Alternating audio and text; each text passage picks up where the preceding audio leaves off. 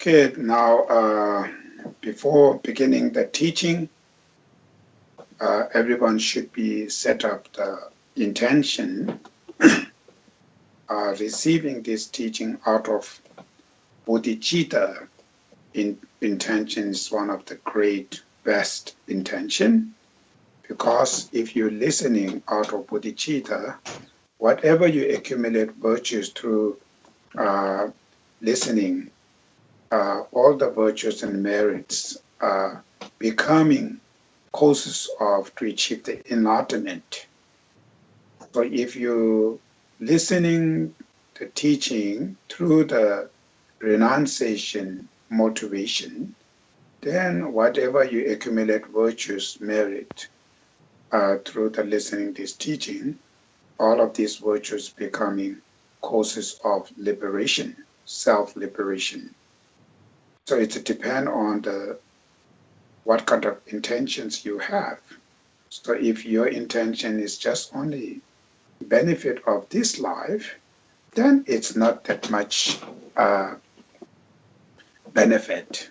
It's not going to causes of enlightenment, liberation, nothing. So even teaching is whatever you're listening, that doesn't matter what we discuss here. The first is make sure you have a pure intention. So to set up the pure intention, like a bodhicitta, compassion, are very crucial, very important. So today, our discuss here is, I think still we are in Four Noble Truths, right? I think we are still in Four Noble Truths. So, of course, last few days ago, maybe 2 or 3 days ago, we just celebrate the Buddha's training the wheel of Dharma, Buddha's first teaching. So after he achieved the enlightenment, I think for 49 days, he didn't teach. Then after 49 days, the first teaching, they call the training the wheel of the Dharma. So the first, which we just celebrated 2 or 3 days ago. So at that time, he taught these Four Noble Truths. So I think that generally we already talked about last maybe 1 or 2 times the teaching we discussed about the Four Noble Truths. To understanding the Four Noble Truths is so important as a Buddhist. Specific as a practitioner, Four Noble Truths is so important to understand, because one of the purpose of learning the Four Noble Truths is to develop a renunciation. So that's the one purpose. So if you have a renunciation, then you will becoming very serious practitioners. If you don't have renunciation, then the practice will become very fragile. So to becoming serious practitioners, first, of course, need to have renunciation. And also, in order to generate bodhicitta, of course, we need to generate compassion to all beings. In order to generate compassion to all beings, you have to generate first renunciation. Sometimes they use the word called self-compassion. So it's self-compassion, which means, I think for the Buddhist, sort of similar as a renunciation. So without renunciation, it's impossible to develop compassion to others. Without compassion to others, it's impossible to develop bodhicitta. So that's why as a Mahayana practitioners, also the renunciation is so important. Sometimes might be people think, oh, we are the Mahayana practitioner, so we just focus compassion and bodhicitta, not renunciation. renunciation is maybe the Theravada practice, or maybe this is medium scope practice. So we are the Mahayana great scope practitioners. So if you thinking like that, that means absolute you misunderstanding about the compassion. So that's why the renunciation practice is the first fundamental. So without having renunciation, then compassion, bodhicitta, whatever you try, it's just never success, impossible. So as a practitioner, of course, first we need to be really, really focused on renunciation. And the renunciation practices, sometimes it's sort of something when we engage to the or spiritual, the religion or the Buddhism. So some people just put some kind of faith, and that's all. Just all the practice is just visualization practice. So just visualization practice is also not enough. You have to be really transforming one's mind. You have to be really experience the practice. For instance, like a renunciation practice, we need to feel renounce from deep of our heart. So that's very tough, very difficult. So in order to feel renunciation, through our deep heart, so we need to be understand what are the samsara, how we are circling in samsara, what kind of sufferings, where the suffering comes from. Is it possible to get rid of suffering? What kind of path, we should develop in order to achieve that cessation of suffering? So all that kind of concept we have to fully understand, fully experience. Then when you put it into the practice will comes from deep of one's own heart. Otherwise, just only faith. Oh, Buddha is great. Our gurus are great, and something like just put only the faith and your practice the only visualization without experience, without some kind of focusing on one's own mind, then your practice remain on just visualization level of practice. Just nice visualization, but your heart never transforms. So that's why as a practitioner, it is very important to make sure, you need to be focused to try to transform your one's own heart. Another word is to try to feel, try to experience. So that's the only way our mind should change.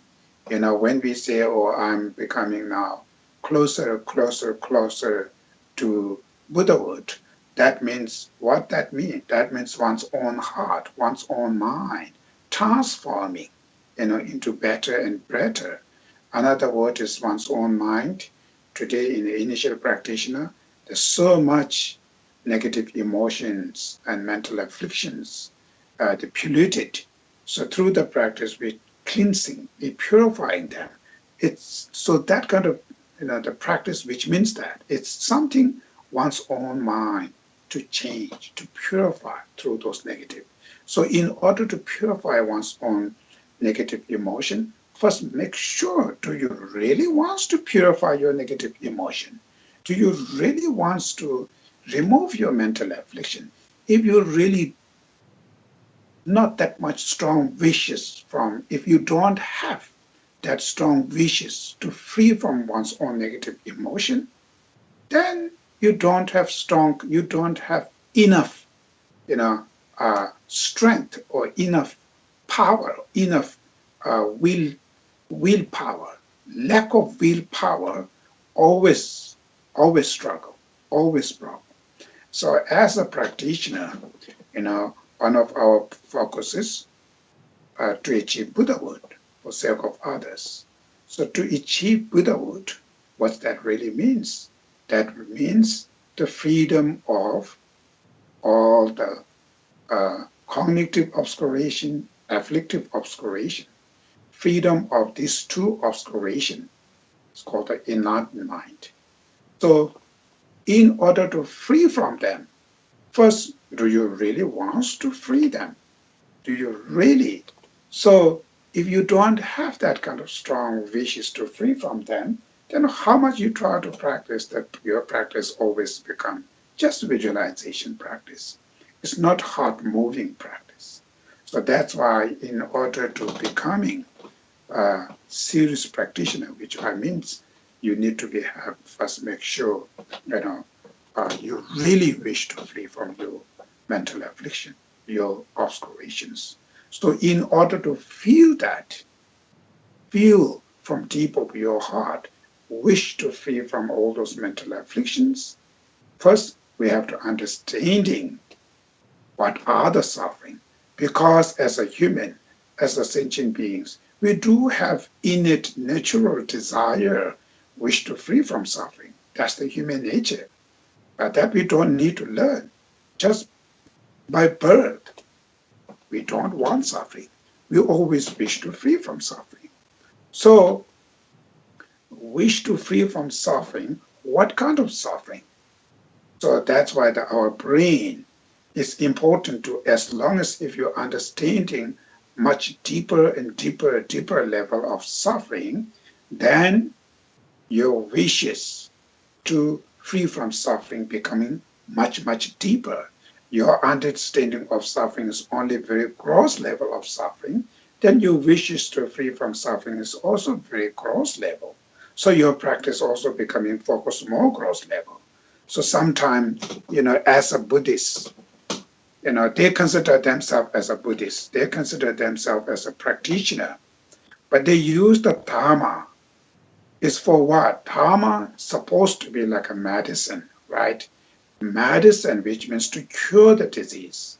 So what kind of disease? So sometimes lack of understanding the disease, which suffering, what kind of suffering? Or suffering of war, or suffering of disease, illness, or suffering of family problem, business problem. They just understanding of suffering is just mundane things. So they use the Dharma just for mundane. What means their Dharma is, oh, I'm doing prayer to Buddha to find a good job. I'm praying to the Buddha to be a healthy person. I'm praying to the Buddha to find something, money, power, the reputation. Sometimes, unfortunately, they're using the Dharma. It's very much the wrong side, which means, or to find good husband, to find good boyfriend or the girlfriend, to find good husband for my daughter, to find good wife to my son. So all this mundane. Unfortunately, sometimes they inviting monk into their home to do some kind of ritual. The prayer is sort of Vajrayana ritual. For what? For success business, to success their family life. They have that just for mundane. So they're using this Dharma is for the mundane things. So it's contradict with the real Buddhist perspective. Buddha taught the Dharma is for what? So it's mainly to purify one's own obstacles, afflictive cognitive obscurations. Another word is mental afflictions, imprint of mental afflictions. So if the person who don't understanding that very well, then they consider as a practitioner, they have a very strong faith, but because of lack of understanding the true Dharma, so they use those Dharma for just mundane things. And sometimes, unfortunately, Dharma, they're studying as a Dharma, and they're understanding the Dharma, instead of benefiting supposed to be. Dharma is supposed to be to benefit one's own negative emotion. Instead of that, because of Dharma, to becoming more ego, to becoming more arrogance. So it's completely, turned into negative side. We call medicine becoming poison. When the medicine become poison, it's a very danger. Medicine supposed to be cure the disease, to make healthy. So if this becoming poison instead of curing the disease, it's creating more trouble, more disease, right? So that if they turn into that, it's very, very dangerous. Similarly, dharma is supposed to be, to benefit, to reduce one's own negative thoughts, emotions, to try to make more humble person, more what you call compassionate person, more loving person. Instead of that, it's turned into becoming more egos, becoming more arrogance. When you achieve some kind of names, when you achieve, or people will, what you call, respect you, or you're becoming more popular, or you're becoming whatever reason, and because of that, then person sometimes they think themselves as, oh, I'm special, people are respecting me. That kind of misconceptual, the wrong consciousness, will going to destroy you, will going to create more trouble, more problems. So be as a smart person, people, whatever they consider as you as a great master, or you as a just simple person, whatever they're seeing. But the point is, to understanding the Dharma, it helps you to reduce some kind of your negative emotion. Because of reducing one's own negative emotion, it helps to change your daily behavior. It's called the action, your karma, whatever you act. Used to be you act very much more negative side. Now, because of the Dharma, your actions are changed, now positive. So if the person is something changing into the positive, that means your Dharma is working very well. It's going right way. Instead of that, because of the engaging to the Dharma, then your mind is becoming more ego, more arrogance, more attachments, becoming attached to one's own reputation, attached to one's own money, one's own fame. So arrogance. So if because of that, your actions becoming more negative. So when you're doing that, when you're changing on that kind of life, then dharma transforming into poison. Dharma become a poison. That's not benefiting to you. It's not because of the dharma. It's because of your lack of understanding the real dharma. So to understanding the real dharma, Four Noble Truths is so important. That's why the Four Noble Truths, it's not for just, showing as academic. It's really, really for practical, for the practitioner, put it into the practice. Four Noble Truths is important. So it's sometimes we think, oh, as a practitioner, you don't need to study so much. You just sit and meditate. That's also a problem. You just sit and meditate if you don't know what you should meditate. Just faith alone is not enough. This kind of the human brain, it's not easy to change that. You have to have like a human mind. Yeah, in order to change the human mind, just only faith, just only belief, not going to change. That's not easy. You have to show the evidence. You have to show the logic, reason, example, to try to make sense to your heart. As long as if the things not make sense, then how much you try, never change. Your heart never moved. So in order to accept this dharma, first you have to make sense. In order to make sense, you have to have understanding.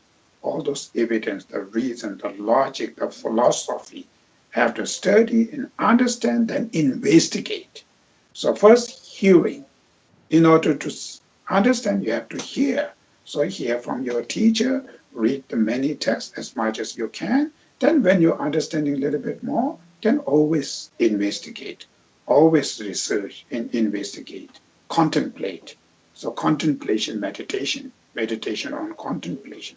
So contemplation more and more, even to the things that when you contemplate, the things make sense, then you apply, then you experience. That's why your heart will going to accept it. Your heart will going to slowly then, transforming. Then they're changing. They have the thinking before, oh, now I know this is wrong, this is mistake. So it will beginning to change. So that's why we call the Tersam Komsum, hearing, investigate, contemplate, and meditate, experience. Through that, our mind should change. It's not easy to change. So as a practitioner, also, it is important to study, important to know that just only faith alone is not that much enough. It's not enough to transform our mind. Faith is so important. We need it. But at the same time, you need human intelligence, to understand that. So that's why the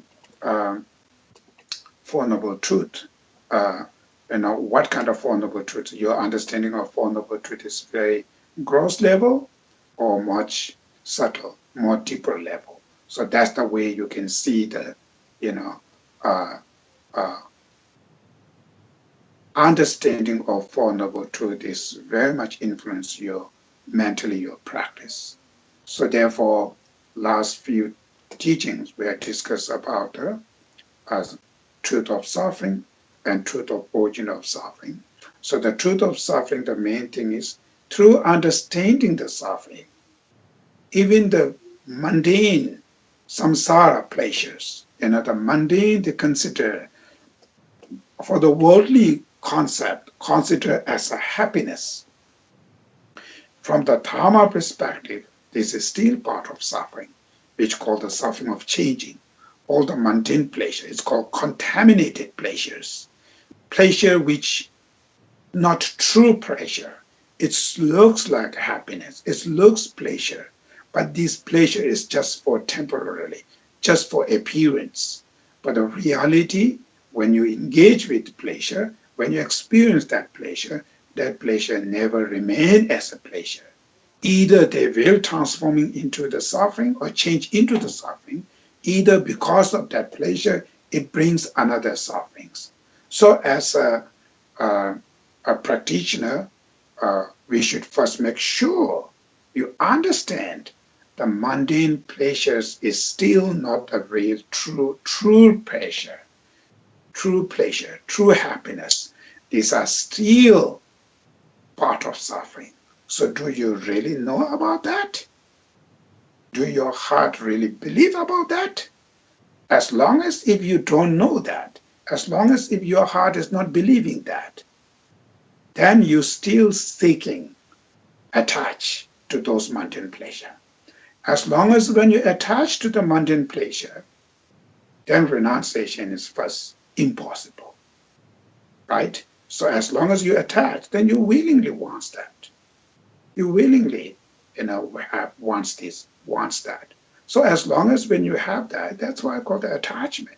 When your mind is attached, when your mind is stuck into the mundane, this is part of samsara. If your mind is still seeking something, good, something pleasure, and still attached there, then liberation is impossible. Because liberation, which means freedom of attachments, right? Freedom of desire, attachments we have. So, as long as when you see this, you attach there. So, it's impossible to seeking free from attachment because you still want this, you want it. That's why, in order to reduce this attachment, first the object who creates your attachments. So we try to understand these objects, when they appear in our minds, looks pleasant, pleased. But the reality, these are not real. If these are real, the place happiness, then of course, when you're seeing them as a suffering, then this is a mistake consciousness. then mistaken consciousness never leads you into the liberation, into the, we call the correct mind, the valid mind. Because as a mistaken, how should they lead you into the, uh, omniscient, the correct consciousness? So that's why first, it doesn't mean Buddha says all those mundane pleasure is some suffering. That's not just believing on these things. Of course, we study that, then you should investigate. In the scripture, they're saying these are part of suffering. We learn first suffering of changing, right? And suffering of conditioning, or the pervasive suffering. So suffering of changing, second. Suffering, of course, everybody easily knows that, right? That's, we don't need to learn that much. Even animals don't like that. Know that. The suffering of changing. So it's the second thing. So you learn this and you investigate and research. In the scripture, they say this is part of suffering. Do they really? These are suffering. I think these are something happiness. It's pleasure. So do they really suffering? What kind of evidence you have? What kind of reason? What kind of logic? Do you have any experience about that? So if you don't have any information about that, just visualizing these are part of suffering, just visualizing alone, deep of your heart is not going to move, not going to change. Then first struggle. You first struck that even the first, then of course the renunciation, compassion, bodhicitta is far, far difficult. So the first important is, it's important to understanding, suffering of changing, or pervasive suffering, or suffering of condition as a suffering. We're not saying we just know suffering of changing. We're saying suffering of changing as a suffering. Do you really know suffering of changing as a suffering? You attach so much about the luxury car, fancy car, or the fancy houses, or anything, those mundane things. Do you really, really understand these are part of suffering? Or you don't know, you're still seeing these are perfect. My future, my dream is to get this kind of material world. So if your heart is really want that, then renunciation is impossible, right? So that's why first, to prove, to show the evidence, to show the logic, to make sure these are part of suffering. Do your brain has enough knowledge? Do you have enough wisdom to see, not only believe that things appear in your mind just for temporarily, rather go inside there, investigate, research, experiment. Then if you found it, this is still part of suffering, then it's very good. Then it's really, really, you are now engaging something, the true Dharma. So that's why the understanding the suffering of changing as a suffering. Then third, suffering of conditioning, and living under the influence of negative emotions and contaminated karma. So the person who is under the influence of negative emotions and contaminated karma, then never ever remain peace, happiness. Never ever experience really peace and happiness. So do we really know that's called suffering of conditioning, the pervasive suffering, a suffering of living under the influence of negative emotions and contaminated karma. So suffering of under the power of mental afflictions and contaminated karma. As long as if he or she under the influence of mental affliction, under the control of negative emotions, contaminated karma, you're still circling in samsara. You still, remain with physical, mental, emotionally pains and sufferings. Like a roller coaster. It's going up and down and up and down. Never ever, experiencing like a really, really inner peace, stable, indestructible peace and happiness. Never. So do we really know that? Do you really understand that? That's why we're learning truth of suffering. Truth of suffering, which three different types of suffering, right? Among these three different types of suffering, the suffering is gross level. Suffering of change is a little bit subtle. The pervasive suffering is one of the subtlest. So the first suffering, really understand, then suffering of changing as a suffering, then going much deeper. As long as if I am living under the influence of my mental afflictions and contaminated karma, that means I still remain suffering. That means I'm still in a rebirth into samsara, mundane realms. So, which just born as a mundane, samsara, like we will see, we have to live with this meat body, very contaminated body, right? Contaminated. Sajeki Pumbo in Tibetan, contaminated are aggregates. So living contaminated body, contaminated aggregate, just living with that, we have problems. The source of disease, right? Suffering of disease. This body is the meat. It's source of disease. This body will, because of living with this body, day by day, it change. It change into worse and worse. So the causes of body is contaminated. The actual body is contaminated, the suffering. The result of these bodies will be going to be suffering. Finally, it decomposed. It's turned into decomposing. They're very, very ugly things. So there's nothing one beautiful, something like a pleasurable objects is there. So living with this, it's finished. First column. That's because of that living with these kind of things, we all, experiencing into less of these sufferings. So why are we living with this body? Why not we living with, pure body, right? Uncontaminated body, pure body. Because we are, today our situation is, we are under the influence of mental afflictions and contaminated karma. We are trapped by mental afflictions, contaminated karma. As long as if you are not free from them, these two causes, then always remain sufferings. So to understanding the pervasive suffering, then it goes much deeper, much, much deeper. So while we are under the influence of mental afflictions, what are the causes of living with this body, this contaminated body? What are the causes to circling in samsara? Why we are not free from this suffering?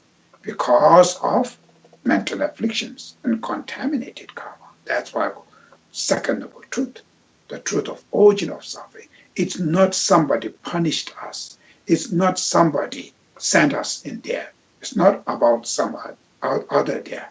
It's because of your mistake. Today, you are living with mental affliction. Our mind is polluted, dominated by negative thoughts, emotions, mental affliction, wrong consciousness, the mistaken consciousness. Because of the mistaken consciousness, out of the mistaken consciousness, our decision, our action, in our what you call the planning, everything's turned into mistake. It's called the action, karma, mistake. Because the human action is depend on human mind, right? As long as if you have a very positive mind, you act positive. If your mind is negative, you act negative. So if mind is contaminated, you act contaminated. So because of the mistaken action, we acted, so we ended up mistaken life, called suffering. So in order to change this mistaken life, wrong life, we have to change our mystic behavior, mystic decision, the mystic actions. In order to change those mystic actions, we have to change the mistaken consciousness, the mind.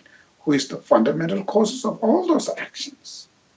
And that mistaken consciousness is called mental afflictions, negative emotions. So now source, the fundamental causes of the problem we experience today is one's own negative emotion. That's the main source. So through understanding all those results of the suffering, it's causing by one's own mental affliction. It's not about blaming to society, communities, or the neighbors, or the leaders, or this or that. There's nothing to point out there. If you're really smart, honestly investigate all those troublemakers who made those trouble. It's one's own mistaken consciousness, the wrong consciousness called mental affliction. It's the mental affliction, the poison. It's the poison mind. It's the mental disease. It can create all those troubles. So, if you want to live happy, if you want to live really, really, really peace and happiness, only the way to where we need to focus is we have to purify those mistaken consciousness, those negative mind, negative emotions. As long as if your negative emotion is nothing changing there, whatever you're trying, you're never, ever, ever going to change your suffering. In order to change your suffering, you have to change your negative emotion. That's the only, because this is the main causes, is negative emotions. So, as a practitioner, we engage into Dharma for liberate, for achieve happiness, for to purify suffering. So if you want to do that, that Dharma, which means where we need to use, Dharma is the medicine to cure one's own mental afflictions. So if this your mental affliction is nothing changing, then whatever you're doing, Dharma, it's just you doing. You consider yourself as a doing something, but it's not that much benefit. Of course, they can create, accumulate virtues and merits and so forth, but the fundamental causes is nothing changed at all, still there.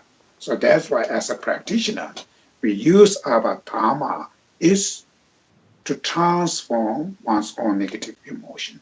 Another word is to decline, to purify, to reduce, to eliminate those mental afflictions. That's called you apply the Dharma. You're applying Dharma. You engage in Dharma, which means the person who applies the Dharma within their mind, to use Dharma for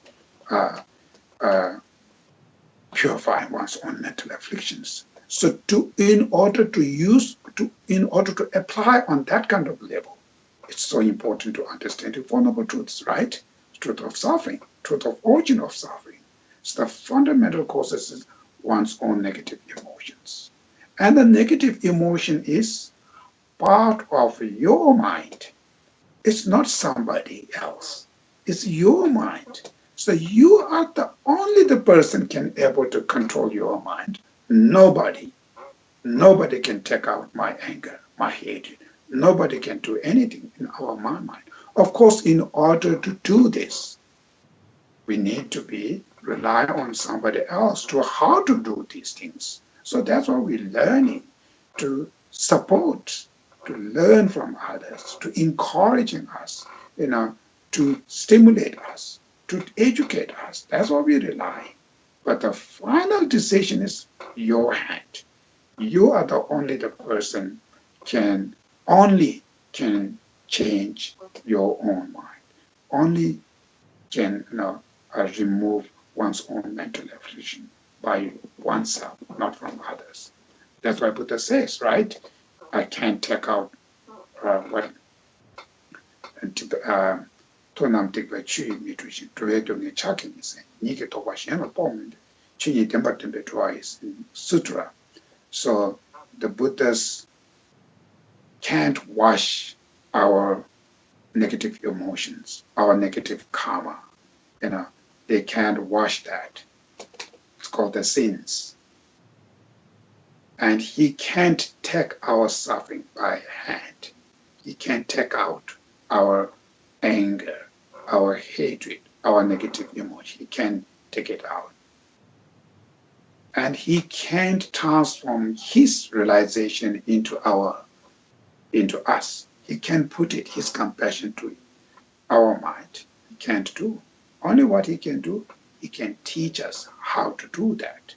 So through that, each individual should learn and experiment, then transform. That's why it's the self-responsibility. So now the second thing is, when you truly understand the suffering of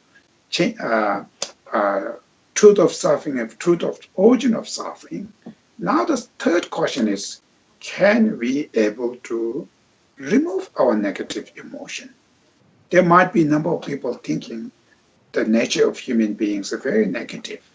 Anger is our nature. Hatreds are our natures. Attachments are human nature. So there are a number of people, thinking about our attachment and angers and jealousies are human nature. That's their thinking. But from the Buddhist perspective, negative emotions are not human nature. So it is so important. If these are human nature, that means we can't change them. We can't purify them. We can't eliminate them, because these are human nature. As a human being, we have to live with this. Then what's the point to do the Dharma? There's nothing to change. As long as if you don't change your negative emotion, of course, then suffering is always there. So that's why, as a practitioner, do you really believe we can change our anger and hatred? We can eliminate our negative emotion. Do you really believe that? Do you really know that? If you don't believe this, then of course renunciation is impossible. Your practice, always goes into just for a surface level, never goes into deep level. And the practice you're doing is never ever reduce your negative emotion, because you're not going to apply there, because these are not change that.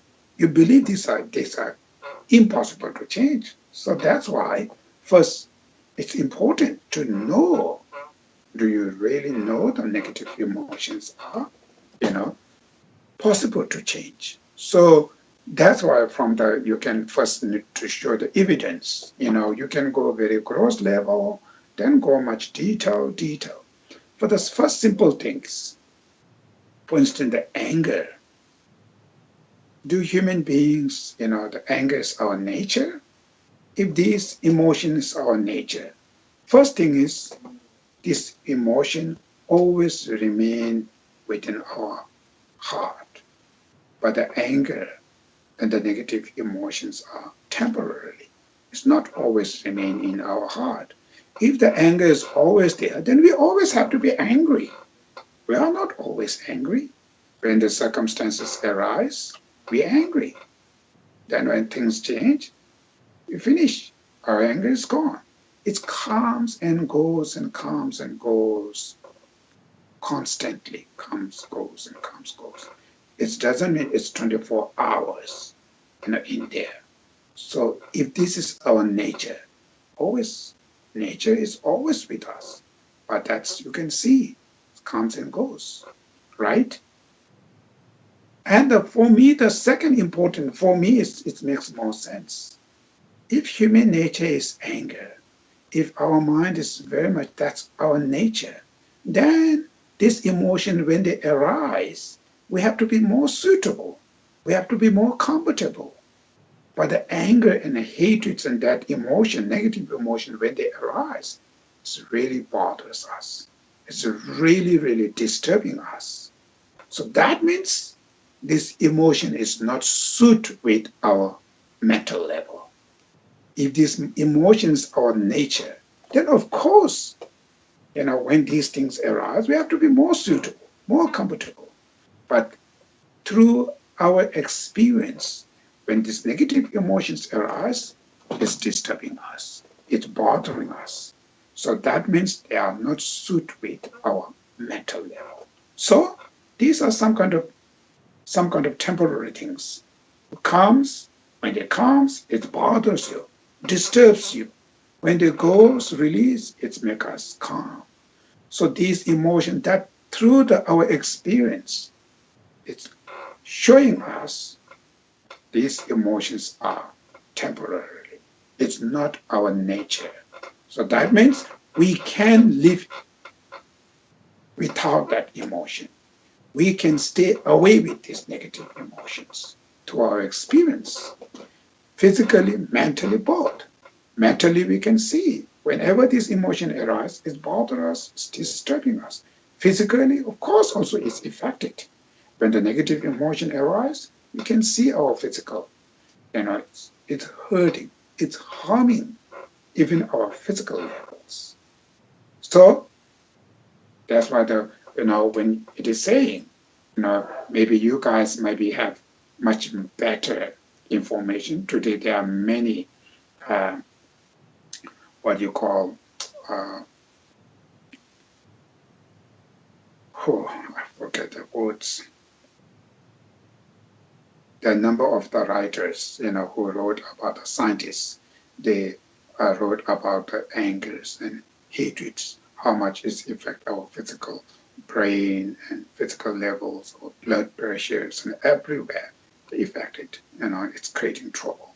It's making something problems, our health issues. So you can see that, it's many today now they have many evidence. So these are the proving it's not suit with our physical. And of course, the mental level, we don't need to use any evidence. We know our own experience. When this emotion arising bother us. So that means there's something which is, some kind of different things. It comes and it's making us struggle. It's like a disease. It's arising, then it's destroying. So it's not our natures. So then another reason, if you really want to know about the deeper, then you need to be research about even the attachment, the angers, all the negative emotions. What is this mind? What this mind is functioning, where they come from, what they're apprehending. So all those the what you call the definition of each these negative emotions need to be understood, because sometimes the problem we have is when you study about the mind, it's not easy. When you study on physical materials, metal things, everybody can see color, the shapes, and all these things, then we can talk about, because we can see there, we can see commonly. But when we talk about the mind, we can't see others' mind. We can't see that. What you can see, you can only see your mind, your own consciousness. That's why it's very difficult, which means we can use the word same, attachment, anger, commonly. But do you really understanding the attachment? What's mean by attachments? There are a number of people have misunderstanding between attachments and love, genuine love. So as long as these two minds is completely mixed, then how should you reduce the attachment? Because when you try to reduce your attachment, it affects your love. As a practitioner, we need the love. Love is very important. Without love, hard to survive. Hard to survive peaceful way. As a Mahayana practitioner, love is one of the very important our practice. Practicing love, compassion, bodhicitta. These are one of the essence of our practice. So one perspective, love, positive, you study, you're practicing, you're meditating. Another thing, attachments. You have to reduce, you have to, purifying them. It's showing so much evidence how much attachments creating troubles. As long as if you don't know difference between these two minds, then of course there's no way to reduce, to change your attachments. So that's why, as a practitioner, I mentioned earlier, study is very important, education is very important. So don't be, we are the practitioner, we are the meditator, we don't need to study. We just sit in the cave or something, rural area without seeing any people. We meditate. As a meditator, what is the purpose of meditation? It's for peace, for happiness. In order to achieve happiness, to reduce your negative emotion, I mentioned earlier, in order to reduce negative emotion, one of the important negative emotions, the attachments. The major human psychological problem today we're experiencing is because of attachments. We have so many variety types of attachments, so many different levels, very, very deep, heavy attachment to subtle attachment, so many varieties. Attachment is one of the causes of human problems today. Destroying environment, human war each other's, small family fighting each other, society have all those politics, all this drama we're doing. One of the causes is attachment. We're so attached to material. We're so attached to the money. We're so attached to our fame, reputations, our power. So that's why the attachments creates greedy. So much greedy on everything. That's why it's great. Big thing is nation, the war. Small thing is family fighting each other. All this. So attachments one important to get rid of that. But if you don't know attachment and love, what kind of meditation you doing? Maybe there are some practitioners who meditate, they consider themselves this highest Buddhist view practice. But maybe their practice is just keep your mind blank, not thinking anything at all. Keeping your mind blank, nothing thinking. And they consider this is the one highest Buddhist view.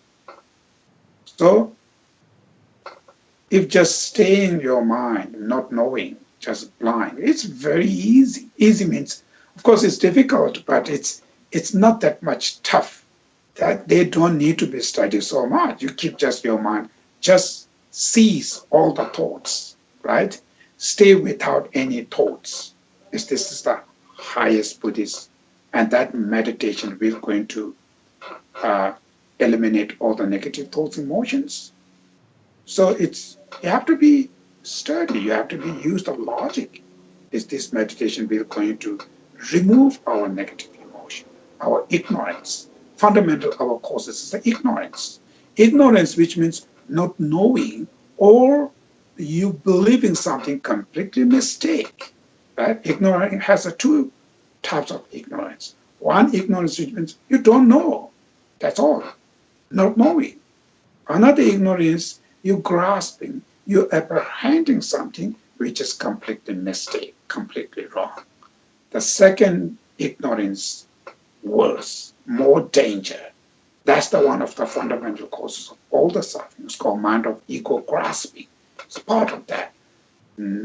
All those negative emotions we have today, part of that second ignorance. Who grasp, who believe something which is completely wrong, mistake. To get rid of ignorance, you're not knowing anything, just stay not knowing, just blank. How can you change that? In that moment, they are not arising. Not arising doesn't mean they're gone. When you wake up from that meditation, it can come again. Only the way to get rid of ignorance is wisdom, cognizing, understanding. When you know, when you cognize, then mistaken consciousness can change, the wrong consciousness can change, because you have evidence, you're cognizing what is the truth. When you're cognizing the truth, then the mistaken wrong consciousness can change. I think only the wisdom, can able to change. So wisdom, something cognizing, not knowing, just keep your mind blank. Cognizing something is very different, I think. So as a practitioner, so we have to be understanding this consciousness world, what is attachment, what is the love. So all those mental affliction.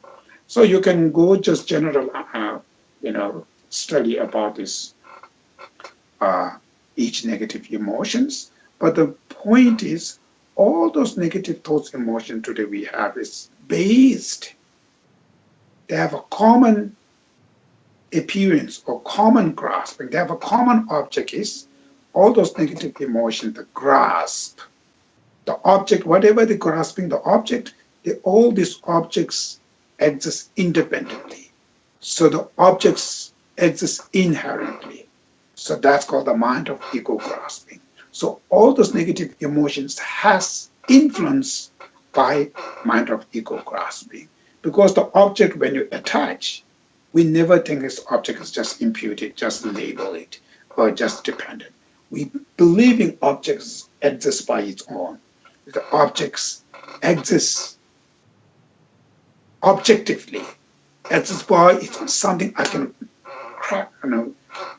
point it, I can something's kind of pointable, the findable, something objects come from its own, called inherent existence. So all the negative emotion has influence by that kind of mind. All the objects. That's why it's when the objects appear very attractive, we attach. That's how our mind's stuck on there. When the object's very ugly, very negative, very unattractive objects, when they appear, so it's very bad, it's negative, it creates us anger. So we hate to that object. We attach to that object. So that means that object is something solid. We believe that. So all the negative emotions, deep of their heart, they have a common ground. It's all of them, where the objects they grasp, they're always believing those objects exist independently, inherently. So the important thing is we have to prove the evidence. Do they really objects that exist independently, inherently? Do the objects exist by its own? So one of the best way to prove that things not exist independently because they are dependently. So the dependent origination is so important of philosophy, very important of philosophy who prove, who shows the reason, the logics, things are not exist independently because they are dependent. So as a Buddhist serious practitioners, understanding the dependent originations are so important. And dependent originations are very gross level to very subtle. So these detailed information becomes later, late, the great scopes when we talk about the emptiness, that's detailed. But as the Four Noble Truths when you study it, these are also because finally I think to prove all the negative emotions are the wrong consciousness, mistaken consciousness, because they all have the common ground is all of them has something like a believing the objects are exist independently. So then you have to prove things not exist independently because they are the dependent origination. So understanding the dependent origination can prove all the negative emotions are the wrong, mistake consciousness. So if these are the wrong, if these are the mistaken consciousness, that means these are curable, changeable. These are wrong. So when you're understanding the right, these mind will be changed, right? So it's not just say, oh, negative emotions are changeable, but do you really believe your anger will change? Do you really believe your attachment will be changed? So as a smart practitioner, if you're understanding the proof, the understanding of dependent origination will tremendous helps you to show the evidence negative emotions are changeable, curable, because they are part of wrong consciousness. So the wrong consciousness, that means it will transform it, it will change into the right. It's a wrong, mistaken believing, so you can change that. So through I think finally to prove the cessation of suffering, the third noble truth, I think it is so important to understanding the fundamental Buddhist concept, the view, the emptiness. I think the view of emptiness, the dependent origination, I think very important to know, to prove there are the cessation of suffering, which means there are the cessations of all the mental affliction, there are the cessations of all the wrong consciousness, mistaken consciousness, because they are mistake, they are wrong, proved by emptiness, dependent origination. So that's called cessation of suffering, which is called liberation, right? The liberation, which is what you call our one of our goal to achievement, liberation. So the liberation is called freedom of negative emotion. Another word, freedom of wrong consciousness. So that's called liberation. So first, we have to prove this exists. So the liberation, the cessation of wrong consciousness, cessation of suffering, one of the best, finally, we should prove by understanding the emptiness, by logic of dependent origination, can help us to prove cessation of suffering exists, possible. So that's why as a practitioner, we have to study these things, right? So then through first noble truth, second noble truth, then third noble truth, when you something believing there are cessation of all your negative emotions exists. The cessation of negative emotions are possible. So when you really see that, just seeing that is not enough. Then you have a desire from deep of your heart. You really want to seize your negative emotion.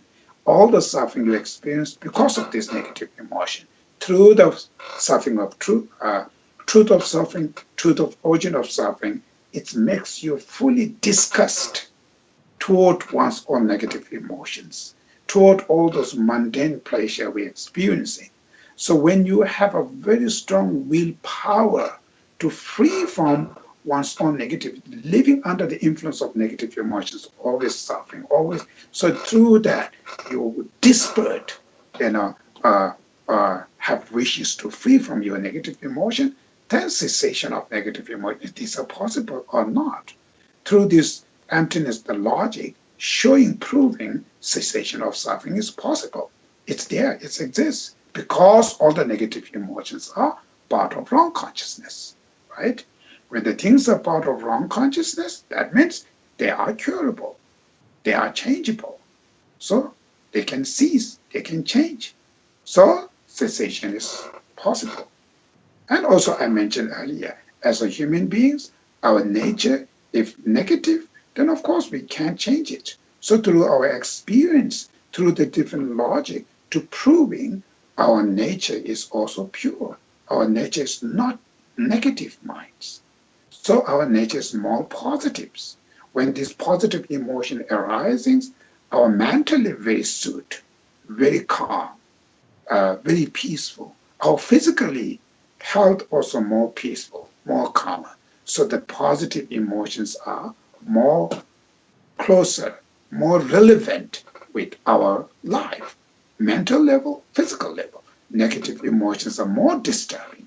That's proving us our nature is not the negative emotion. That means we can able to live without negative emotion. We can separate in them.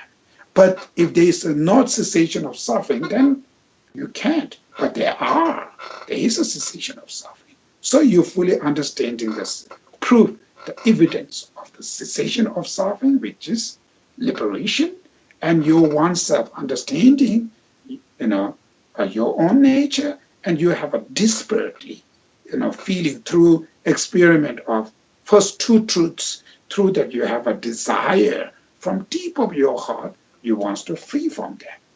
When all these things come together, then final decisions, how should we change? How should we achieve liberation? That's why the fourth noble truth, truth paths. That's where the truth paths comes. That's all the practice. Truth path is the practice, right? So that comes here.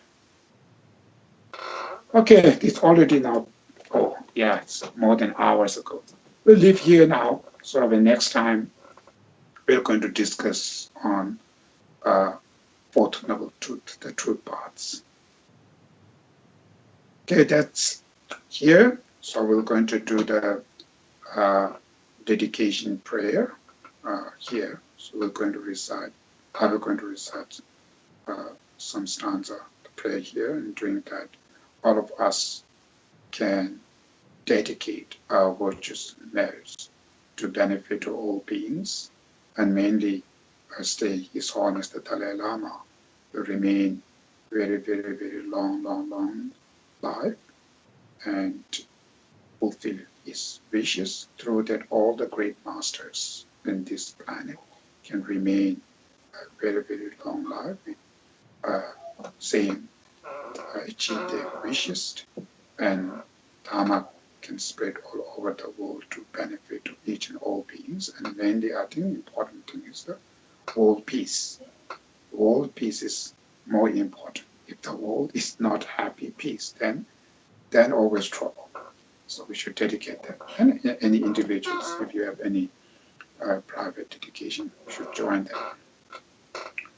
Dāgli jīni sāpe jēwā de dēndāng chōwā kuyan lā kāmpiyan dāng chebara chūchān lō sāng chāwā dēnbī nīmbō rīntō sēchī shō kāri rābi kuya shīngān sō pēndāng dēwā mārī chūngē nē jērē sāngwā dīnzī jāzōi chāpe sīdē pādō dēngyū jī pēncē tī dēmbā sībē tā nyatō lōngi nāmbara miyōshi dēmbē ngāng zū shē nē dēmbā lā ichē nyebē tātō kāngwā shō pāma sīmjē tāngchē dēdāng dēngyū jī nyatō tāngchē tātō chancho senpa kana sushu pa teta kunji melam tukyu chi chancho sencho rinpoche ma kyepa nam kikyu chi kyepa nyamba mepa yang kone kondo pewa shu.